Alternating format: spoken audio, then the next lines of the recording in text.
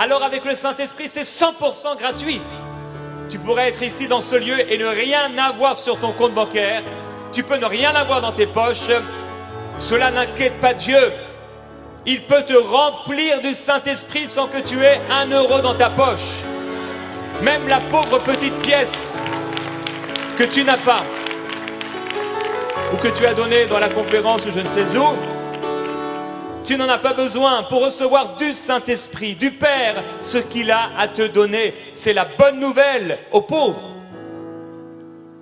Dieu veut te remplir et te donner le Saint-Esprit. Et la bonne nouvelle, c'est que tu n'as pas à travailler pour obtenir le Saint-Esprit. Tu n'as pas à travailler fort pour obtenir le Saint-Esprit. Tu n'as pas à travailler dur pour obtenir le Saint-Esprit. Tu n'as pas à économiser de l'argent et à payer pour obtenir de la part de Dieu une grâce ou une bénédiction particulière. Sans argent, tu peux manger. Sans argent, tu peux avoir. Sans argent, tu peux être nourri. Nous avons tous la conscience du manque dans la vie, nous en voulons plus toujours plus. Mais ce que nous devons savoir est qu'avec Dieu tout est gratuit et la véritable richesse dont nous devons chercher c'est le Saint-Esprit. Avec Dieu tout est gratuit. Dans cette vidéo le serviteur de Dieu nous donne plus de lumière là-dessus. Écoutons et restons bénis. Et quand on arrive au Canada, une des premières choses qui étonne les gens, c'est que tu arrives le soir et toutes les maisons à l'extérieur, tout est allumé. Comme si l'électricité était gratuite. Tout est allumé partout. On allume, on chauffe, on consomme. C'est beaucoup une histoire de culture. Pas seulement de moyens, mais aussi de culture. Et on doit absolument se souvenir que Dieu n'est pas inquiété. Il n'est pas inquiet par rapport à l'inflation et nous rappeler que les principes de bénédiction de Dieu et de provision ne sont pas soumis à notre pouvoir d'achat. Dieu est capable de te bénir, quel que soit l'endroit où tu te trouves. Et même si tu te trouves en France, Dieu peut te bénir. Il y a un moment dans l'histoire de l'Ancien Testament, c'est à peu près en 900 avant Jésus-Christ, il y a une ville qui a été assiégée, en tout cas elle était entourée par ses ennemis, c'est la ville de Samarie. Et l'ennemi donc entourait cette ville avait une muraille. Et en fait, ils savaient que s'ils sortaient, eh bien, ils allaient être tués. Donc, ils sont restés dans la ville. Et ça a duré tellement longtemps que les gens ont commencé, la famine a commencé à arriver et les gens ont commencé à avoir faim. Tellement faim qu'ils vendaient même les fientes de pigeons. Tellement faim que des femmes mangeaient leurs propres enfants. Merci au Seigneur, on n'en est pas là. Oui, merci mon frère. Et il est écrit, il y eut une grande famine dans la ville, de Rois chapitre 6. Le siège fut si long qu'une tête d'âne, normalement une tête d'âne ça ne se mange pas, une tête d'âne valait 80 pièces d'argent et 25 centilitres de crottes de pigeon, 5 pièces d'argent. Alors on n'en est pas là, mais c'est clair que le contexte économique français a augmenté certaines caractéristiques de notre culture française. Et qu'on le veuille ou pas, on est dans la culture française et elle peut avoir un impact sur nous, surtout si on est né ici en France. Et l'une de ces cultures, c'est la peur de manquer. On a peur de manquer, on a peur de ne pas avoir assez. Et cette culture, parce que la peur de manquer fait partie de la culture de la France, particulièrement à cause des guerres qui ont eu lieu dans les années 1900, on connaît, 14-18, etc. Mais aussi un peu, bien sûr, dans l'histoire de France d'une manière générale, la guerre et toutes ces choses ont créé dans l'ADN de la France une peur de ne pas avoir assez.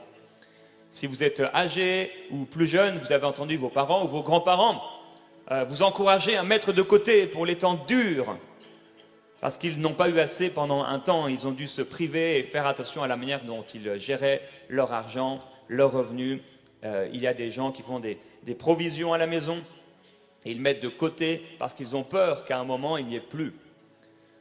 On se rappelle qu'à l'époque du Covid quand même, les gens se battaient dans les magasins pour du papier toilette. En un instant, en quelques semaines, tout a changé. Les gens pouvaient se battre pour une baguette de pain. Alors si ça avait duré, en tout cas Samarie, en 900 avant Jésus-Christ, elle était assiégée et donc les gens étaient dans cette situation. Et les gens mourraient de faim. Et cette peur, j'imagine que dans les années qui ont suivi, eh bien, il y a peut-être commencé à avoir une peur à Samarie et chez ces gens de revivre la même chose. Et il y a une peur de manquer en France, la peur de ne pas avoir assez, qui est dans l'ADN même de beaucoup de Français. Ils ont peur de ne pas avoir assez, ils ont peur de manquer. Pourtant, je pense que personne parmi vous, parmi nous, n'a vu quelqu'un dans la rue mort parce qu'il est mort de faim. Je pense que personne dans votre famille n'est mort de faim. Donc souvent cette peur est quand même irrationnelle. Et on doit refuser les caractéristiques de notre culture qui sont contraires aux valeurs du royaume de Dieu, aux vérités bibliques et aux promesses de Dieu. Dieu nous promet de nous donner notre pain quotidien et même au-delà, quel que soit le contexte économique dans lequel nous vivons. Jésus dit dans Matthieu chapitre 6, verset 25, « C'est pourquoi je vous dis, ne vous inquiétez pas pour votre vie de ce que vous mangerez, ni pour votre corps de quoi vous serez vêtus. La vie n'est-elle pas plus que la nourriture et le corps plus que le vêtement?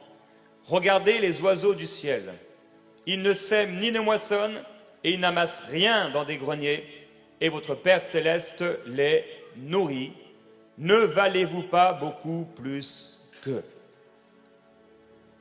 Le Seigneur nous demande de ne pas nous inquiéter parce qu'il va pourvoir à nos besoins. À un moment, il parlera du roi Salomon qui a été le roi le plus riche de la terre. Et il dira que même sa richesse n'est rien comparé à la manière, et ses habits ne sont rien comparés à la manière dont le Seigneur habille les herbes des champs. Le Seigneur est riche. Notre Dieu est riche. Notre Dieu est généreux. Notre Dieu est bon. Et à Samarie, ils étaient depuis si longtemps dans cette situation qu'il leur semblait impossible de s'en sortir. Jusqu'à ce que le prophète Élisée arrive au milieu d'eux et leur annonce, un message leur arrive en disant que dans les 24 heures, la situation économique qui a duré depuis de nombreuses semaines, de nombreux mois, va changer en moins de 24 heures et sera même meilleure qu'auparavant. Et il y a un homme qui servait le roi et il va dire, quand l'Éternel ferait même des fenêtres au ciel, comment une chose pareille arriverait-elle? Et Élisée va lui répondre, tu le verras de tes yeux, mais tu n'en mangeras pas. En effet, moins de 24 heures plus tard, des lépreux qui sont à la porte de la ville vont sortir et aller dans le camp de l'ennemi. Ils se disent, dans tous les cas, on est en train de mourir et la seule chance qu'il nous reste, c'est de peut-être obtenir la compassion d'un peuple, de ce peuple, ou de trouver quelque nourriture sur le chemin. Et voilà les lépreux qui s'en vont et qui réalisent que le Seigneur est intervenu et s'est manifesté et a fait peur à leurs ennemis. Et ils ont tous fui, laissant des richesses, des manteaux, des vêtements, de l'or, de l'argent, toutes sortes de choses précieuses et transformant la situation économique de cette ville de Samarie en moins de 24 heures. Quand la foule, quand les gens apprennent cela, avec le peu de force qu'il leur reste, ils commencent à courir pour se nourrir et en courant, eh bien cet homme qui avait été incrédule à la parole du prophète Élisée va être piétiné et va mourir. Il l'a vu, mais il ne l'a pas mangé. Aujourd'hui, le Saint-Esprit aimerait non seulement que tu vois, mais que tu manges. On est peut-être à Samarie aujourd'hui dans une condition, dans un pays où règne la peur de manquer. Cette peur de manquer et ce besoin d'économiser, la peur de manquer fait en sorte que donc, les gens éteignent le maximum la lumière. On va chercher la station d'essence la moins chère possible. On fait attention à la manière dont on dépense, à la manière dont on se chauffe à la maison.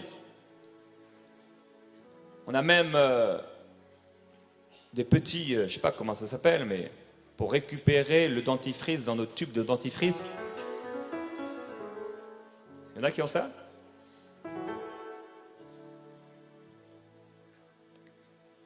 Mais Dieu est un Dieu généreux et abondant.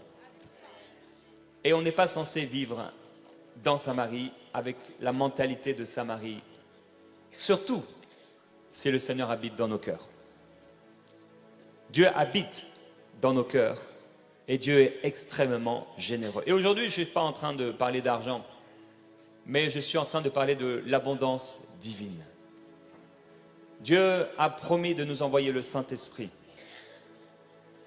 Et ce Saint-Esprit, beaucoup le voient de loin, mais ils ne le mangent pas, ils n'en goûtent pas. Ils entendent des histoires ici et là, mais leur vie est semblable aux habitants de Samarie. Ils ont peu et ils vivent peu et ils mangent peu de ce que Dieu a à leur donner. Mais le Seigneur Jésus-Christ est rempli de promesses et la bonne nouvelle, c'est que même si dans le monde, tout est payant, tu ne peux pas avoir une baguette de pain sans payer. Même une demi-baguette de pain. J'ai été étonné en revenant en France de voir le choc des cultures après avoir été au Canada pendant plusieurs années et d'avoir vu quand même là-bas une certaine mentalité de prospérité et revenant ici de voir que pour un 5 centimes, les gens sont prêts à se battre. On ne va pas te laisser ta baguette de pain en général s'il te manque 5 centimes. Waouh! La bonne nouvelle, c'est que avec le Saint-Esprit, tout est 100% gratuit. Ça, c'est une bonne nouvelle pour toi. C'est une bonne nouvelle pour le pauvre et c'est une bonne nouvelle pour le riche. C'est la bonne nouvelle, c'est que tout est gratuit avec le Seigneur. Et j'aimerais qu'on puisse aller dans Ésaïe au chapitre 55, au verset 1. Ésaïe chapitre 55, verset 1. Et c'est vraiment la parole du Seigneur pour vous aujourd'hui. Le Seigneur nous dit à travers son serviteur, vous tous qui avez soif, venez aux eaux, même celui qui n'a pas d'argent. Venez acheter et manger, venez acheter du vin et du lait, sans argent, sans rien payer. Dieu est en train de dire d'acheter des choses, mais sans rien payer. C'est même pas comme dans le village des Schtroumpfs ou d'Astérix et Obélix où on s'échange des choses pour obtenir d'autres choses. Là, tu reçois des choses mais sans rien payer. Tu achètes quelque chose mais sans rien avoir à donner. Et c'est la promesse que le Seigneur nous fait. Venez acheter, venez aux eaux, les eaux de la vie, les eaux qu'il nous donne, les eaux qu'il nous promet. Venez acheter du vin et du lait sans argent, sans rien payer. Alors avec le Saint-Esprit, c'est 100% gratuit. Tu pourrais être ici dans ce lieu et ne rien avoir sur ton compte bancaire. Tu peux ne rien avoir dans tes poches. Cela n'inquiète pas Dieu. Il peut te remplir du Saint-Esprit sans que tu aies 1 euro dans ta poche. Même la pauvre petite pièce que tu n'as pas ou que tu as donnée dans la conférence ou je ne sais où, tu n'en as pas besoin pour recevoir du Saint-Esprit, du Père, ce qu'il a à te donner. C'est la bonne nouvelle aux pauvres. Dieu veut te remplir et te donner le Saint-Esprit. Et la bonne nouvelle, c'est que tu n'as pas à travailler pour obtenir le Saint-Esprit. Tu n'as pas à travailler fort pour obtenir le Saint-Esprit. Tu n'as pas à travailler dur pour obtenir le Saint-Esprit. Tu n'as pas à économiser de l'argent et à payer pour obtenir de la part de Dieu une grâce ou une bénédiction particulière. Sans argent, tu peux manger. Sans argent, tu peux avoir. Sans argent, tu peux être nourri. Alors il dit, pourquoi dépensez-vous de l'argent pour ce qui ne nourrit pas? Pourquoi travaillez-vous pour ceux qui ne rassasient pas? Des fois, on est tellement avec un objectif. Voilà, on veut acquérir cela, on veut agrandir la maison, on veut rénover la cuisine. Et alors on va se donner, on va travailler, on va faire des heures supplémentaires. Certains vont trafiquer ici et là sur le Bon Coin ou d'autres pour obtenir un peu d'argent en plus par mois. Mais le Seigneur nous dit, mais pourquoi dépensez-vous de l'argent pour ceux qui ne nourrissent pas ou travaillez-vous pour ceux qui ne rassasient pas? En fait, on pourra toujours avoir plus et avoir le sentiment constant de vouloir encore avoir plus et qu'on n'a toujours pas assez. Et c'est pourquoi même les plus riches de ce monde ont encore en eux, dans leur cœur, la sensation profonde de ne pas avoir assez. Ils achètent, ils achètent, ils achètent et ils n'en ont pas assez. Ils achètent encore. Le Seigneur nous dit, pourquoi vous travaillez pour ce qui ne rassasie pas? Mon frère, ma sœur, la réalité c'est que tu peux avoir une belle maison, tu peux avoir tout ce dont tu as besoin et c'est la volonté du Seigneur pour toi que tu aies tout en abondance, mais la véritable abondance, c'est de le connaître. La véritable paix, c'est de l'avoir dans notre cœur. La véritable joie, c'est de savoir que Jésus-Christ a pardonné nos péchés. Et la véritable abondance intérieure, c'est le Saint-Esprit.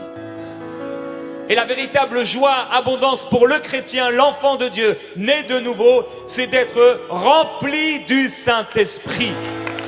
Alors, frères et sœurs, que la culture, ou en tout cas des caractéristiques, parce que toute la culture n'est pas à rejeter, elle est à rejeter quand elle est contraire à la parole, mais les caractéristiques qui sont à rejeter de notre culture doivent être rejetées aujourd'hui. Et cette mentalité de pauvreté, cette mentalité de peur doit être ôtée de ta vie spirituelle parce que beaucoup de croyants sont semblables à des esclaves, beaucoup de croyants sont semblables à des pauvres qui mendient et qui quêtent auprès de Dieu pour avoir une goutte de pluie. Mais Dieu ne veut pas te donner une goutte de pluie. Dieu veut t'arroser, Dieu veut t'inonder, Dieu veut te noyer dans l'eau de sa gloire afin que tu aies assez pour toi-même, pour ta famille et pour les autres du Saint-Esprit.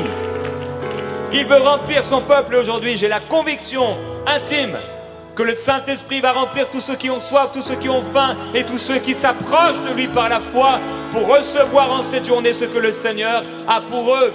Ne croyez pas ce qu'ils vous ont dit dans les églises, que le réveil s'est arrêté, que le Saint-Esprit ne veut plus donner ou que vous avez déjà assez. On n'a pas assez, on en veut plus.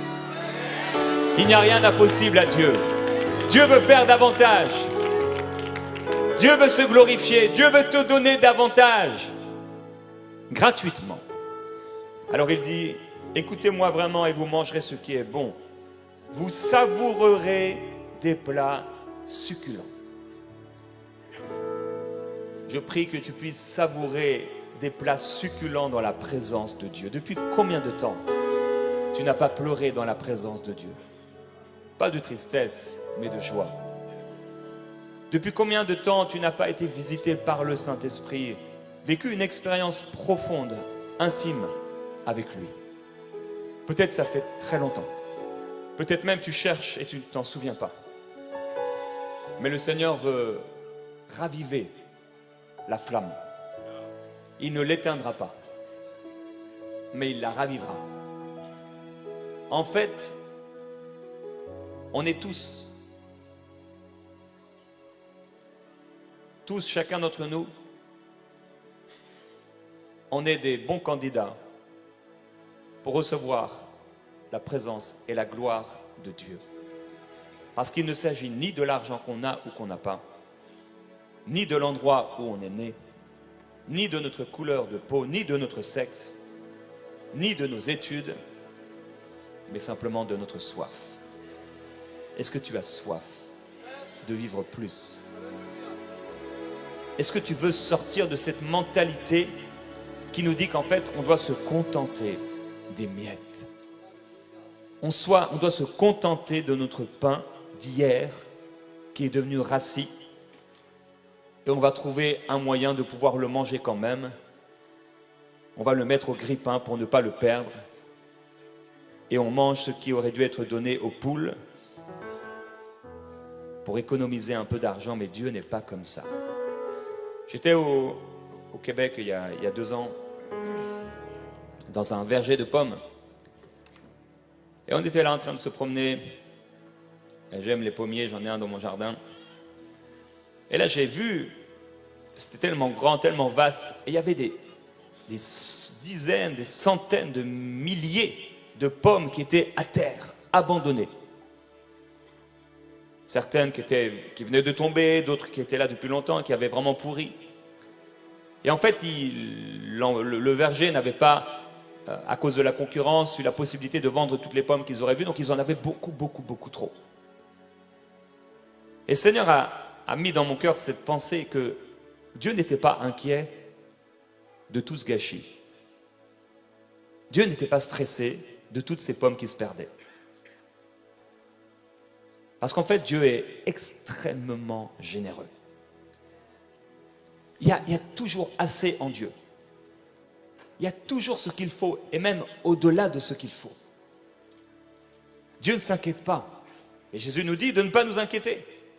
pour les choses de ce monde, de ne pas nous inquiéter, mais on doit aussi ne pas nous inquiéter des choses spirituelles, mais également ne pas nous contenter des miettes spirituelles, parce qu'il y a plus. Cette personne que tu regardes et peut-être que tu considères parce qu'elle a vécu quelque chose de fort avec Dieu, tu peux vivre davantage. Il ne s'agit pas de se comparer qui a plus vécu, qui a moins vécu, non. Il s'agit de dire que si cette personne l'a vécu, je peux le vivre. S'ils l'ont vécu dans la parole, je peux le vivre. Si la parole de Dieu me dit que je peux le vivre. Si Jésus a dit que celui qui croit en lui, des fleuves d'eau vive jailliront de son esprit, je peux le vivre. Alors le Seigneur va rafraîchir aujourd'hui spirituellement. Des hommes et des femmes, même vous avez servi le Seigneur, mais vous êtes un peu fatigués. Et le Seigneur ne vous méprise pas, mais il va souffler sur vous et il va vous rafraîchir. Il va vous donner un souffle nouveau, comme lorsque vous aviez 20 ans, comme lorsque vous aviez 30 ans, et que vous étiez rempli de dynamisme, rempli de ferveur, rempli de zèle, rempli du Saint-Esprit, parce que Dieu veut aussi remplir du Saint-Esprit les vieillards, selon qu'il est écrit dans le livre des Actes des Apôtres. Il veut te remplir à déborder du Saint-Esprit, que tu débordes et que tu débordes encore. C'est la volonté de Dieu pour toi. Parmi les tout derniers mots de la Bible, donc dans le livre de l'Apocalypse, le dernier chapitre, parmi les tout derniers mots, il se trouve le mot gratuit ou gratuitement. On voit Dieu commencer à la création de tout offrir gratuitement. Personne n'a payé pour vivre, pour exister, personne ne paye son oxygène. Tout ce qui est dans la nature, à moins qu'un gouvernement, un pays, un citoyen, quelqu'un en ait pris part, mais tout appartient à Dieu. Tout ce qui est sur la terre appartient à Dieu. Tout est à lui. Tout a commencé gratuitement et tout va finir gratuitement. Il dit, Apocalypse 22, 17, que celui qui a soif vienne. Et que celui qui veut prenne de l'eau de la vie gratuitement. Est-ce que tu veux de l'eau de la vie? Cette eau de la vie, elle vaut plus que n'importe quoi dans le monde. Cette eau de la vie, c'est la présence du Saint-Esprit. C'est la gloire de Dieu. C'est tout ce que le Saint-Esprit peut nous faire vivre. Cette eau de la vie, elle est gratuite. Alors la bonne nouvelle pour toi, c'est que tu peux donner à Dieu par amour pour lui. Tu peux participer aux œuvres chrétiennes, à ton église. Mais jamais Dieu ne vendra quoi que ce soit. Tout est gratuit. Tout est gratuit en lui. Le salut a été gratuit. La Bible nous dit, le salaire du péché, c'est la mort, mais le don gratuit de Dieu, c'est la vie éternelle en Jésus-Christ. Il y a quelqu'un, tu es dans ce lieu aujourd'hui, tu as été invité par un ami, ou tu t'intéresses à la foi chrétienne, tu vas dans parfois les églises traditionnelles, mais ton cœur n'appartient pas encore à Jésus-Christ. Et tu n'as pas la conviction que si tu mourais aujourd'hui, Dieu t'accepterait. Tu espères que Dieu t'accepterait à cause de tes bonnes œuvres, mais toutes tes bonnes œuvres seraient insuffisantes pour recevoir le pardon. Le salaire du péché, c'est la mort, mais le don gratuit de Dieu, c'est la vie éternelle en Jésus-Christ, notre Seigneur. Les choses les plus précieuses et les plus importantes sur la terre ont été données gratuitement par le Père. Personne n'a payé pour le salut.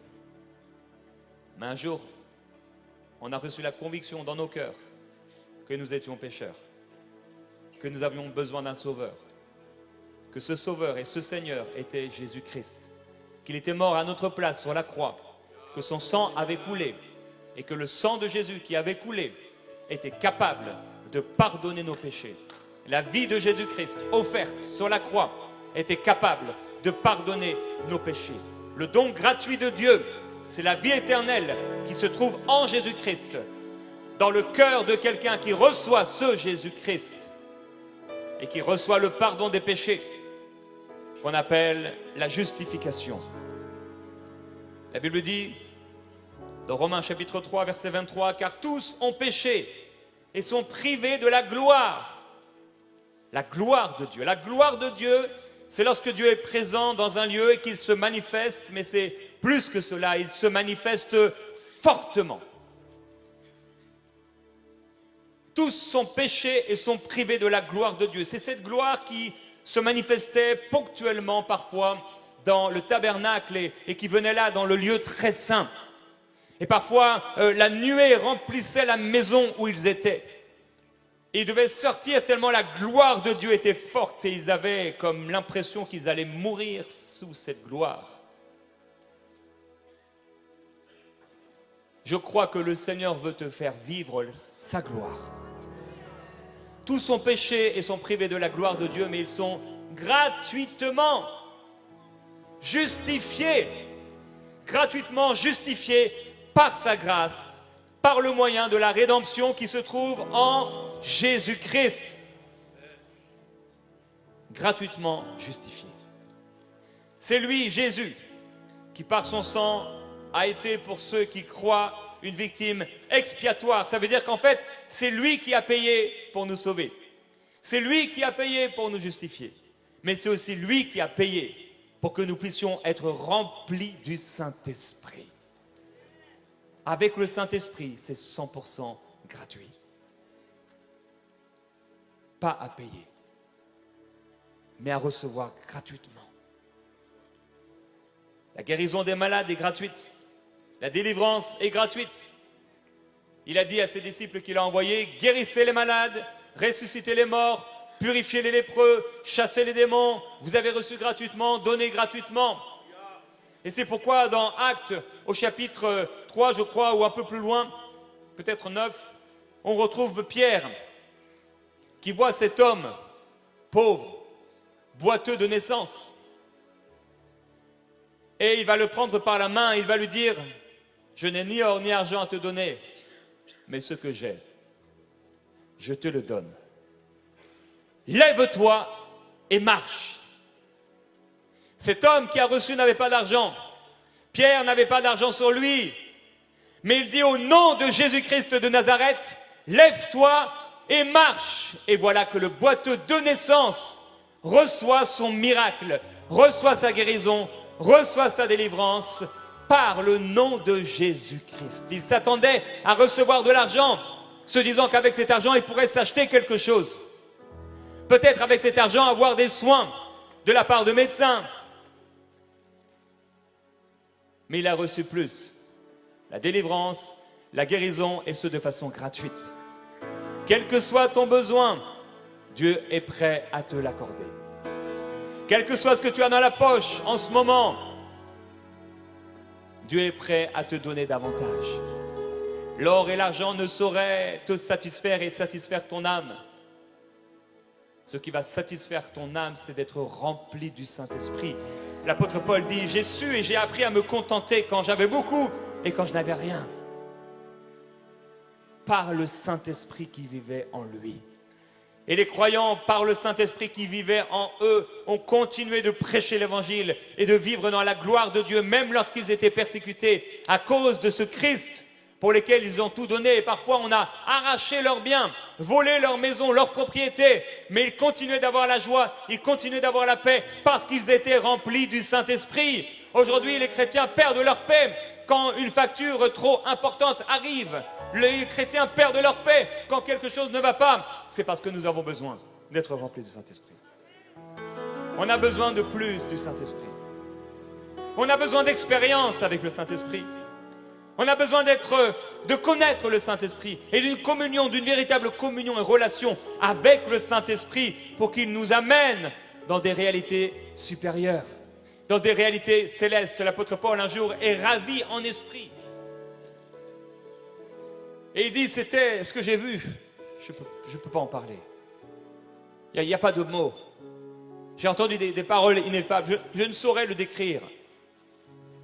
Et tous ceux qui ont vu la gloire de Dieu ont de la difficulté à décrire les choses. Ézéchiel essaie de décrire, il ne réussit pas bien. Daniel essaie, mais Jean essaie, mais c'est imparfait. Je prie que tu expérimentes la gloire de Dieu dans ta vie spirituelle. Je prie que le Seigneur te rencontre dans ta chambre de prière. Je prie que le Seigneur te rencontre dans ton lieu de prière Je prie que Dieu te rencontre aujourd'hui dans cette conférence, dans les moments de prière qu'on va avoir ensemble, et que la gloire de Jésus-Christ te touche là où tu es, parce que tu n'as pas besoin d'avoir d'argent pour que la gloire de Dieu te touche. Tu n'as pas besoin de connaître le grec ou l'hébreu pour que la gloire de Dieu te touche. Tu n'as pas besoin d'être pasteur ou d'avoir fait un diplôme ou d'avoir une école biblique pour que la gloire de Dieu te touche. Comme les femmes qui sont sorties du tombeau et qui avaient un message, qui avaient une révélation, qui avaient le plus grand des messages à donner. Celui qui était mort n'est plus mort, mais il est ressuscité d'entre les morts et il est vivant aujourd'hui. Et ils n'ont pas eu le temps de faire une école biblique entre le moment où ils ont réalisé que Jésus n'était plus dans le tombeau et le moment où elles devaient l'apporter au monde. Et à ceux qui allaient devenir les apôtres, ce sont les femmes qui ont apporté aux apôtres la bonne nouvelle de l'évangile. Et encore aujourd'hui, le Seigneur veut remplir du Saint-Esprit des femmes. Alors il fait de ses messagères une armée nombreuse. Et à sa parole, il les envoie. Et les messagères de l'Éternel deviennent une armée nombreuse. Et je suis convaincu que Dieu va utiliser dans ces derniers temps des femmes pour être remplis du Saint-Esprit, amener un réveil là où certains hommes ne peuvent pas l'amener.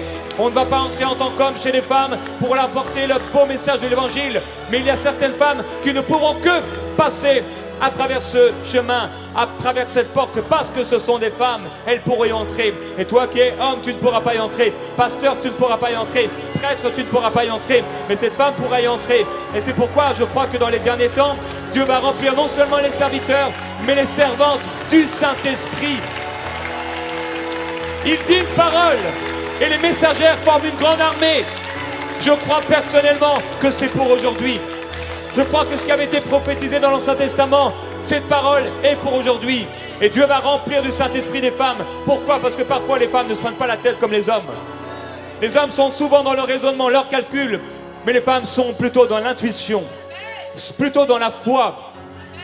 Femmes, continue de servir le Seigneur, que rien ne t'arrête. Continue de chercher Dieu. Continue d'aller dans le lieu secret. Chercher ton époux, celui que tu aimes, sans l'avoir vu. Dieu veut remplir non seulement des gens, non seulement d'épaules, non seulement des pierres, mais il veut remplir toutes sortes de femmes, de toutes sortes de continents, petites, grandes, grosses, maigres, peu importe, châtain, rousse, blonde. Dieu te remplira du Saint-Esprit même avec des cheveux blancs, même quand tu n'as plus de cheveux. Dieu veut te remplir du Saint-Esprit à déborder. Combien Catherine Kuhlman a été remplie du Saint-Esprit? Des pasteurs, hommes du monde entier venaient à ces réunions pour recevoir le Saint-Esprit, pour recevoir dans leur ministère une gloire nouvelle, un toucher de Dieu qu'elle avait expérimenté. Combien cette femme, Heidi Baker, qui vit encore aujourd'hui, expérimente la gloire de Dieu, des dizaines de résurrections de morts à travers ses mains. Des centaines d'aveugles au Mozambique et ailleurs ont vu à travers ses mains. Mais elle a commencé à prier pour un aveugle, il ne se passait rien. 2, 3, 4, il ne se passait rien. Et un jour, tout a changé. C'est par la foi et la persévérance que les anciens ont obtenu ce qui leur était promis. Femme, ne t'arrête pas de prier pour tes collègues de travail. Ne t'arrête pas de prier pour tes enfants. Ne t'arrête pas de prier pour tes amis. Ne t'arrête pas de prier pour ta soeur, pour tes sœurs. Au nom de Jésus-Christ, car le Seigneur va passer à travers ton intercession. Il va passer à travers le Saint-Esprit en toi. Et le Saint-Esprit en toi va prier des prières parfois inexprimables. N'arrête pas le flot du Saint-Esprit par ton incrédulité. N'arrête pas le flot du Saint-Esprit parce que tu vis dans ton église. Il se peut que dans ton église ce soit la mort spirituelle. Mais toi cherche le Seigneur. Il se peut qu'à l'église il n'y ait que quelques gouttes. Apprécie ces quelques gouttes. Mais toi va puiser profondément. Sans critiquer ce qui se passe à l'église. Sans critiquer ceux qui ont ou ceux qui n'ont pas. Toi, cherche Dieu. La foi que tu as, garde-la pour toi devant le Seigneur. Marche par la foi. Grandis dans la foi. Sature-toi de la présence de Dieu. Cherche le Seigneur. Et il te remplira. Il déversera sur toi une gloire nouvelle. Voilà cet homme qui reçoit sans argent plus que ce qu'il avait demandé. Et le voilà qui suit les serviteurs de Dieu et il commence à louer Dieu, il commence à glorifier Dieu. Et celui qui était boiteux de naissance, non seulement il marche, non seulement il court, mais le voilà maintenant en train de danser pour le Seigneur. Quand la gloire de Dieu te remplit, tu n'es plus la même personne. Quand la gloire de Dieu te remplit, tu n'es plus la même personne. Il n'y a plus ta personnalité, c'est plus ta personnalité qui rentre en compte. C'est l'Esprit de Dieu en toi qui rentre en compte. David s'est mis à danser comme un fou devant les gens. C'était un roi, il devait bien s'habiller, il devait bien se comporter. Mais quand l'Esprit est tombé sur lui, quand la joie de Dieu l'a rempli, quand il a vu l'arche de Dieu qui était le symbole de la présence de Dieu revenir dans le temple, revenir à Jérusalem, il s'est mis à danser de toutes ses forces devant le Seigneur. Il était à moitié habillé. Sa femme, à la fenêtre, s'est moquée de lui. Elle est morte sans avoir enfant. Mais lui a continué d'être rempli, encore, écrivant des psaumes sous l'esprit, sous l'impulsion de l'esprit. Il était rempli du Saint-Esprit. Et ça n'a pas commencé comme ça. Ça a commencé dans le désert. Ça a commencé méprisé par ses frères. Ça a commencé derrière l'odeur mauvaise des brebis. Mais il cherchait Dieu. Il regardait les étoiles et il dit, mais il y a un Dieu. Il regardait les étoiles et il dit, mais si Dieu a fait ça, alors il est capable de faire à travers moi plus que ce que je vis aujourd'hui.